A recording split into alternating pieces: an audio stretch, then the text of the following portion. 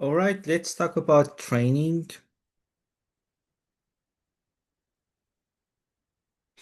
So, why do athletes do training? There are several aims for training. First of all, it improves performance, exercise performance or sport performance. It also improves specific components of fitness. We will talk about that later. And it avoids injury and overtraining. And we do training to achieve top performance for selected events. So these are the main goals of training. And remember, the main goal for any competitive athlete is to improve performance.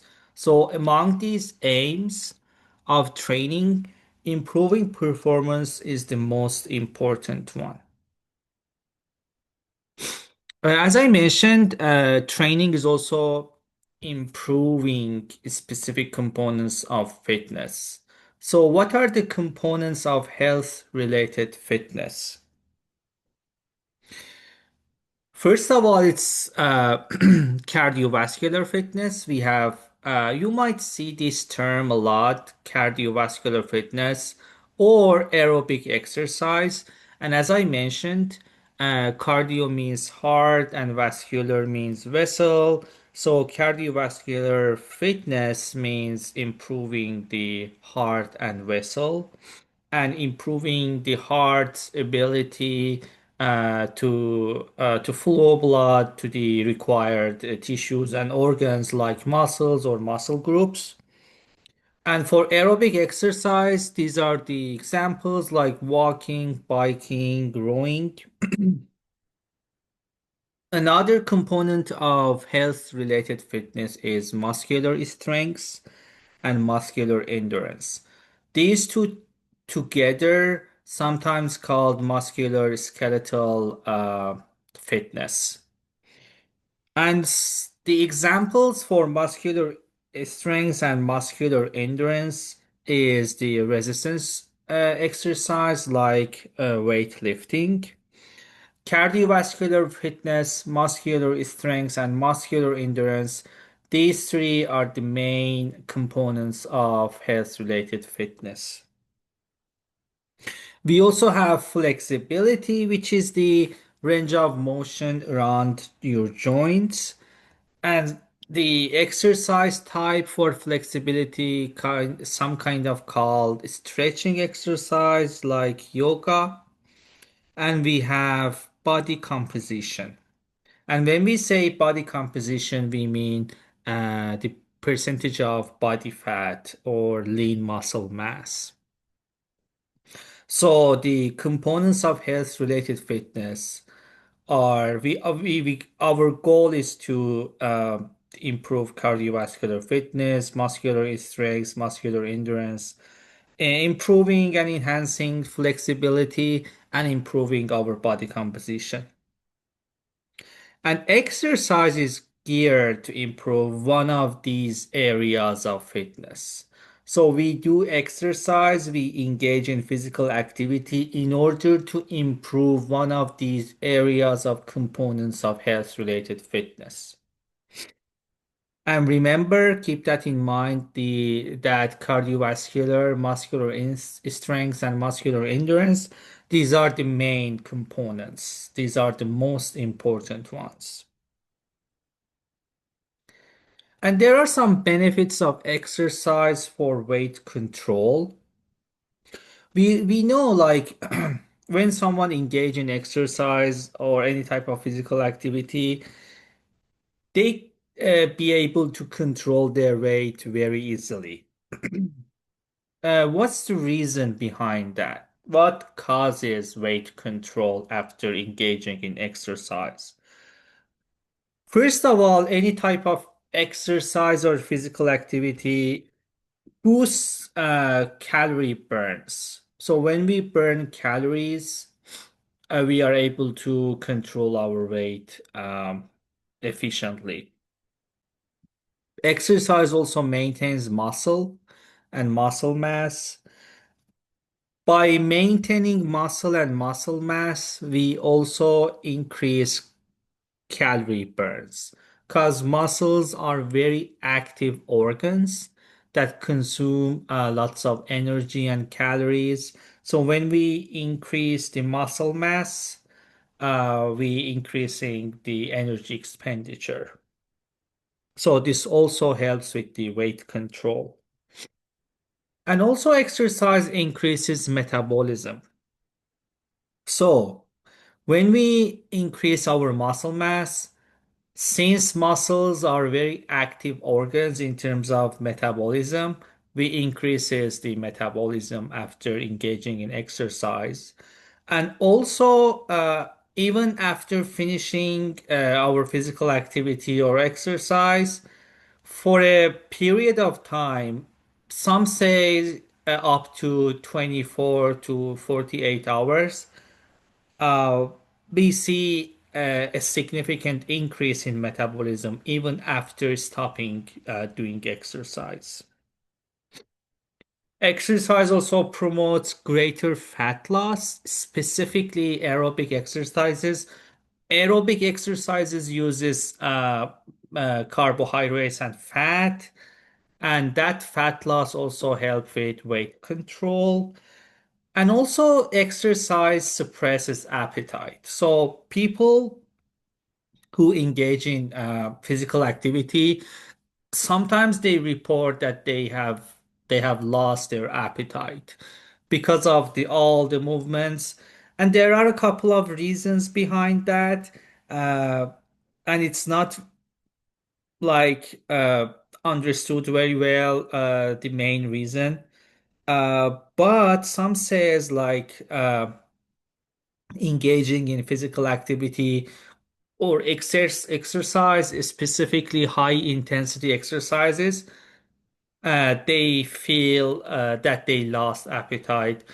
Sometimes they feel tired and they don't feel like cooking or eating. That can also be a reason.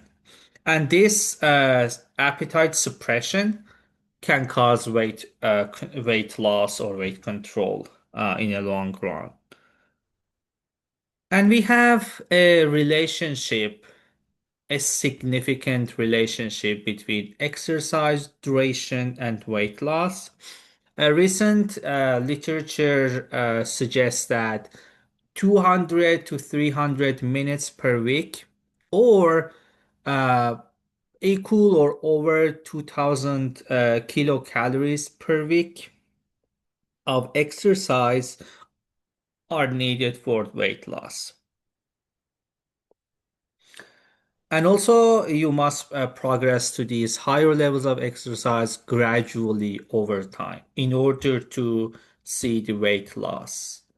So that's very important. And what types of exercise is best for weight control? They say both aerobic exercise and strength exercise. Remember, strength exercise is also called an aerobic exercise, like weightlifting. And aerobic exercise cause uses carbohydrates and fat for energy. It's very uh, beneficial for weight control and weight loss. Let me ask you this question. Why is the strength exercise uh, like can also affect the weight control or weight loss? What do you think about this?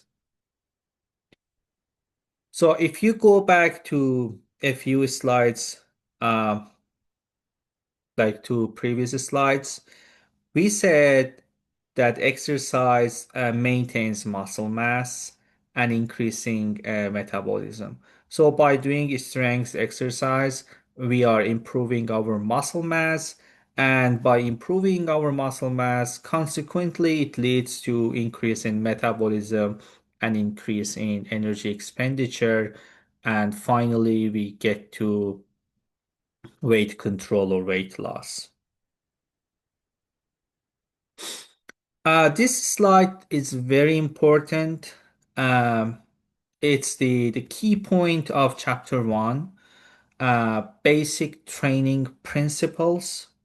We have a few principles of training, and we will go over those really quickly. The first one is the principle of progressive overload. The second one is the principle of individuality. I will talk about the principle of progressive overload in a few in a few slides. Um, but let's talk about the principle of individuality, which is people do not respond in the same way or time frame, so individual differences must be taken into account. For example, if someone do physical activity for 3 times a week, uh, they can see like improvement in their muscle mass, weight loss, weight control, depending on their goal of doing exercise. And another person who does the like 3 times a week exercise, uh, they cannot see the much difference like in improving their muscle mass or their, for example, the lung capacity or weight control, weight loss. So the principle of individuality says that we see some differences in different people, in the way they respond to the exercise. So this principle is very important. And we have the principle of specificity, which means like, for example, aerobic training leads to cardiovascular adaptations. On the other hand, resistance training leads to neuromuscular adaptations. So the principle of specificity also plays a crucial role here. It depends on our goal. So if we want to improve our cardiovascular fitness, the majority of time we have to practice aerobic training instead of resistance training.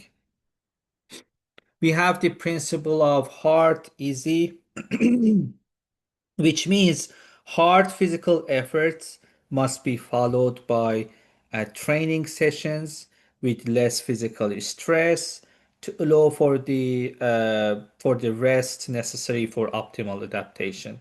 So it's like doing hard efforts and then take it easy, and then doing hard effort and then take it easy for the recovery. We have the principle of periodization. We will talk about that later. And finally, we have the principle of disuse. Disuse, remember the famous statement, if you don't use it, you lose it. It's the same. So, for example, if stress is insufficient or absent, body adapts negatively. Or in other terms, we see atrophy. And remember, atrophy is wasting or decrease in organ or tissue sizes. And use it or lose it. So you can remember this principle by memorizing this famous statement, use it or lose it. And the type of training is also very important because the nature and degree of the adaptations highly depend on the type of training. So if we want to see a higher degree of adaptations, the type of training should be like high intensity or for a long duration. So just a quick overview. We have six main training principles. We have the principle of a progressive overload, the principle of individuality, the principle of specificity, the principle of hard, easy, and the principle of periodization, and finally the principle of disuse. Let's talk about the principle of progressive overload. And this picture is from your textbook. Before talking about the progressive overload, this principle, let's define some terms here. For example, we say adaptation. What does it mean, adaptation? It's a result of a stimulus that stresses the body. We call that adaptation. And what's overload? An exercise, any exercise stimulus that is of sufficient magnitude to cause enough stress to warrant long-term changes by the body. We call that overload. So any exercise stimulus that is of sufficient magnitude, it's called overload. And the adaptation is the result of that stimulus that stresses the body. We call that adaptation. The principle of progressive overload states that for further adaptation to occur, the overload stimulus must be progressively increased. For example, if you wanna do weightlifting to gain muscle mass, for example, here on this picture, if you just practice, let's say, weightlifting of 10 pounds for a couple of months, you will gain muscle mass, but after that, your muscle mass increase will stop. Why is that? Because for further adaptation, for further getting more muscle mass, you have to increase the magnitude of that stimulus that stresses your body. So if you practice weightlifting of 10 pounds for a couple of months, after that you have to increase the weight, for example, to 20 pounds, 25 pounds to see the increase in your muscle mass. That's the principle of progressive overload. And the principle of periodization, we have three terms here: macrocycle, mesocycle, and microcycle. Let's define these terms first, and we will talk about that. Periodization is consisting of three actually periods: macrocycle, mesocycle, and microcycle. When we say macrocycle, it's an overall time period that begins at the onset of training and includes the time leading to a specific athletic goal, for example, a competition or a sport event. Macrocycle requires a nutrition plan. So remember this. Macrocycle requires a nutrition plan, and it's the overall time frame or time slot that begins at the onset of training and leads to the athletic goal, which can be a competition or a sport event. What's mesocycle? You can remember macrocycle actually by referring to the macronutrient. You remember we talked about that macro means large or big. So macrocycle includes the a uh, very long time period. So that's the macrocycle. And how about mesocycle? Each macro cycle is categorized into a different time phrase. Those time phrase called mesocycles. And each mesocycle having a specific training purpose. And the duration for a mesocycle can be weeks or months. And each mesocycle requires a specific nutrition goal.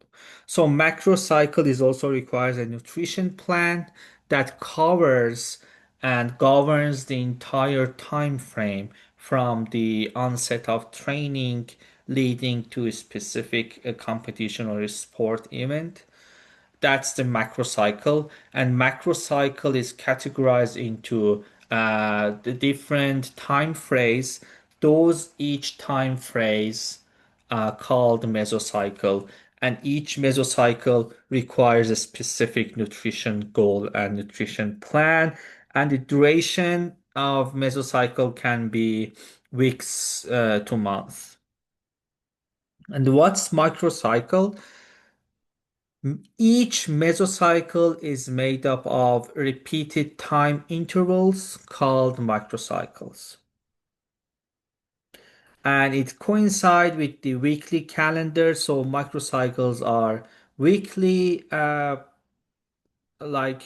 plans, exercise plans, and we have refinements in the microcycle that are made to dietary intake.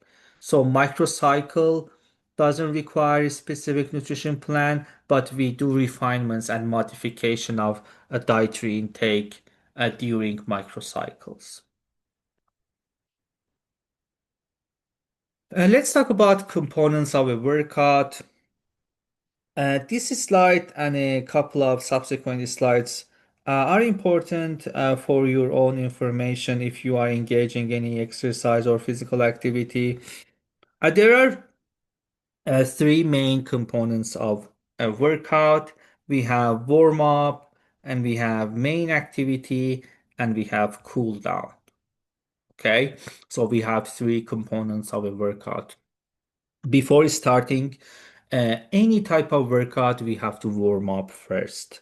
Why is that important? Because it prepares the body for activity by warming muscles or group of muscles.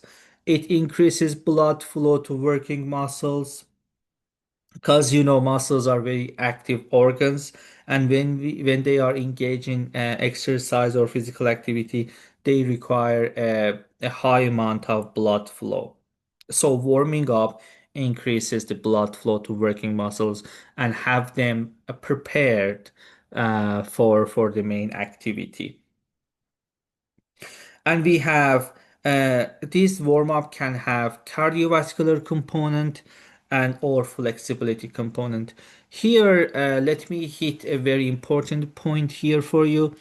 For example, if someone wanna do weightlifting, as you might see in the gyms or other places, people try to do an aerobic exercise for a couple of minutes, like 10 to 15 minutes before starting weightlifting. And that aerobic exercise or cardiovascular exercise, it's helpful for warming up, and it increases blood flow to working muscles.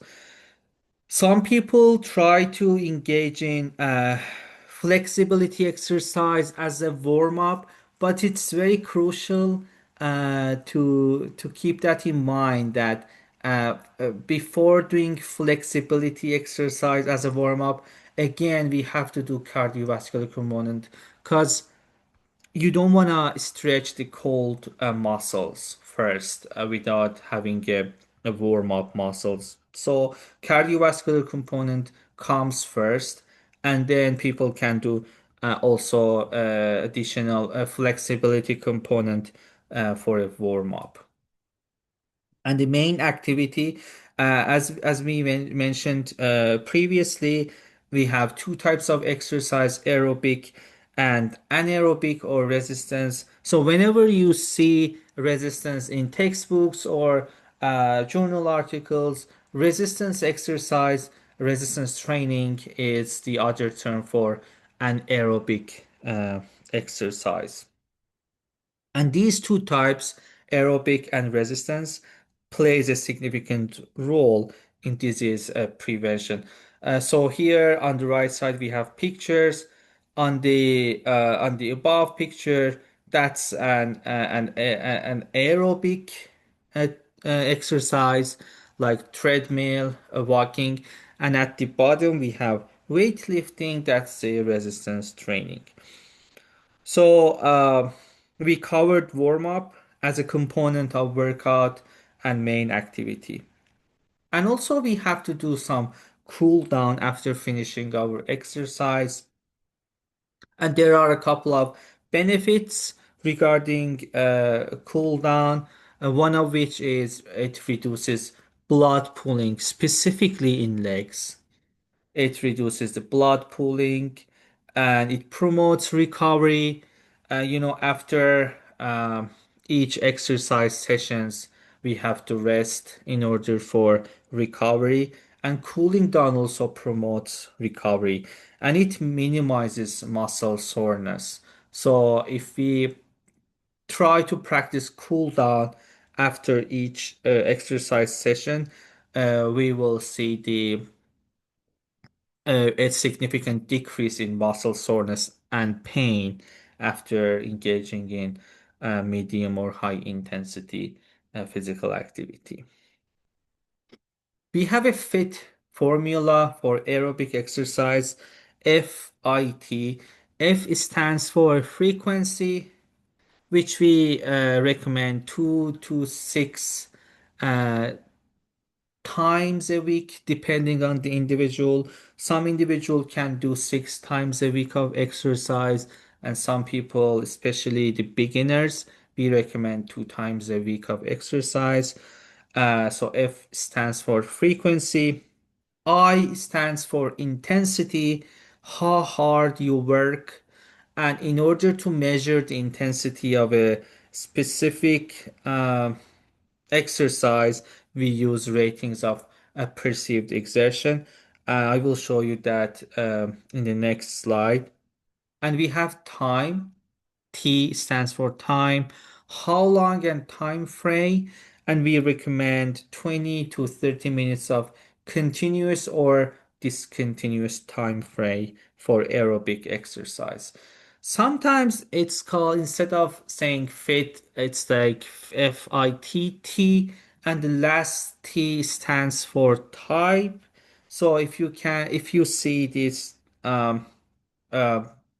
abbreviation FITT, its frequency, intensity, time, and type. And let's talk about the ratings of perceived exertion, which is we use this rating for measuring intensity of a specific exercise. It's on a scale of 1 to 10. And also it includes 0 like nothing at all to 10 like maximal, very, very strong or maximal. And it measures how hard are you exercising. It's overall total body exertion. And here I highlighted the red box here for you. From 3 to 8, it's our target zone. So when we exercise, the intensity should be between 3 and 8. And that's the ratings of perceived exertion. If you participate any sport experiment in a lab or on campus, they give you this rating and they ask you the question while you are doing exercise, for example, running or biking, and they ask you to say something. And based on the shortness of breath and how hard you work on saying that word or phrase, they rate this. And based on the rate, they measure the intensity of exercise. And here's a sample of walking program. So initially, as you can see from here, the frequency and the ratings of perceived exertion, RPE stands for ratings of perceived exertion. As you can see for the initial stage and for 4 weeks, the frequency stands same throughout the weeks and as well as RPE, but we increase the duration.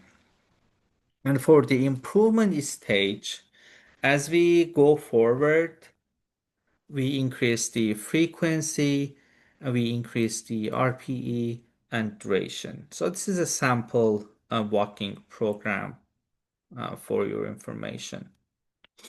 And also we have fit formula for resistance.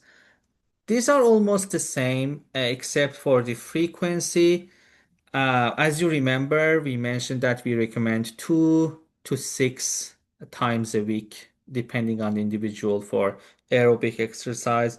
And for the resistance, we recommend 2 to 3 days a week, depending on the individual. Here we have again intensity, but instead of like how hard you work, we have watt resistance to measure intensity. And for the time, instead of what's the time frame and what's the duration, we say how many sets. And the sets are the repetitions of that specific exercise. And here we have overall muscle fitness for resistance training. For 15 or more repetitions, we have endurance.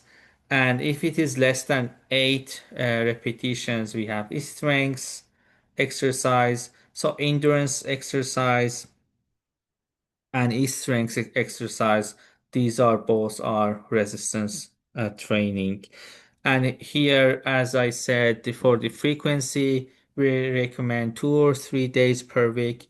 And for the intensity, we recommend 8 to 15 repetitions per set. And the time frame, how many sets, is 1 to 3 sets. And let's have a quick review of what we have covered. Now let's answer this question. You can pause the video and answer on your own and then resume watching the video. Let's answer this question together. What's the primary purpose of the principle of progressive overload in training? A, to avoid injury during the off season. B, to gradually increase stress on the body to promote long-term adaptation. C, to ensure all athletes train at the same intensity. And D, to recover fully after high volume training. Yes, the answer is B, to gradually increase stress on the body to promote long-term adaptations.